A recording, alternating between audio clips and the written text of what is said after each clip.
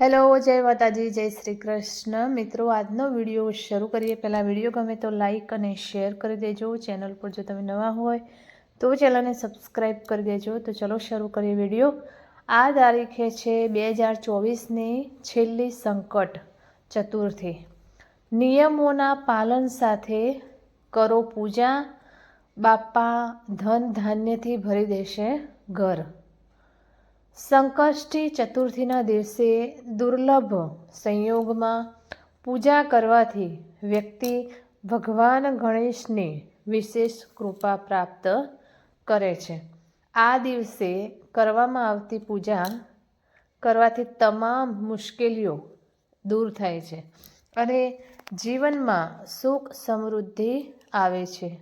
આ સિવાય જીવનમાં આવનારી પરેશાનીઓમાંથી પણ રાહત મળે છે.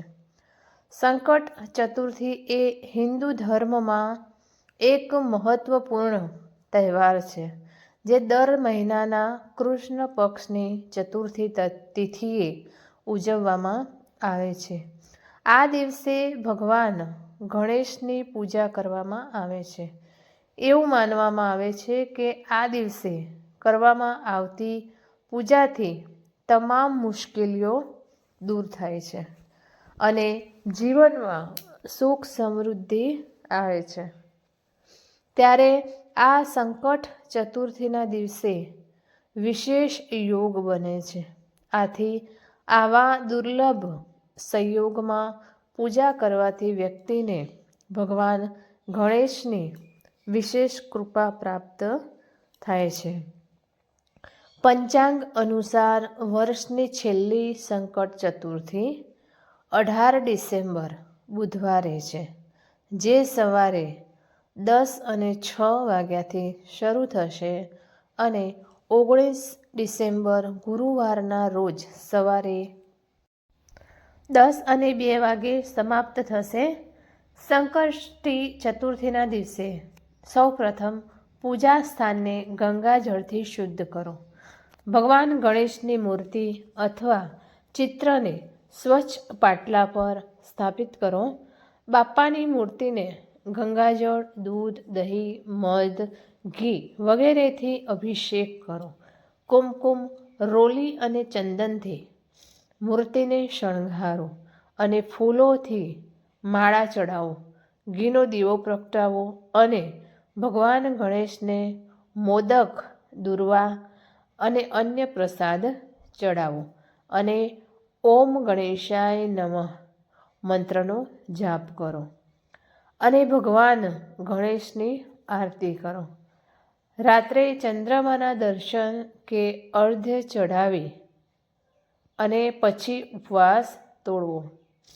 આ નિયમોનું પાલન કરો. દુર્લભ સંયોગના દિવસે વ્રત રાખવું શુભ માનવામાં આવે છે. આ દિવસે ભગવાન ગણેશને દૂર્વા અવશ્ય ચડાવો.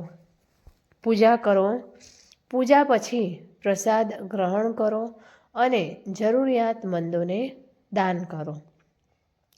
સંકટ ચતુર્થીનું મહત્વ.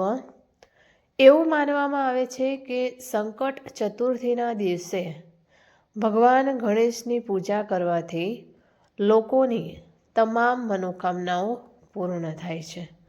સંકટ ચતુર્થીની પૂજાથી ઘરમાં સુખ, શાંતિ અને સમૃદ્ધિ આવે છે. ભગવાન ગણેશને બુદ્ધિના દેવતા માનવામાં આવે છે. તેની પૂજા કરવાથી બુદ્ધિનો વિકાસ થાય છે. ભગવાન ગણેશને વિઘ્નો દૂર કરનાર પણ કહેવામાં આવે છે.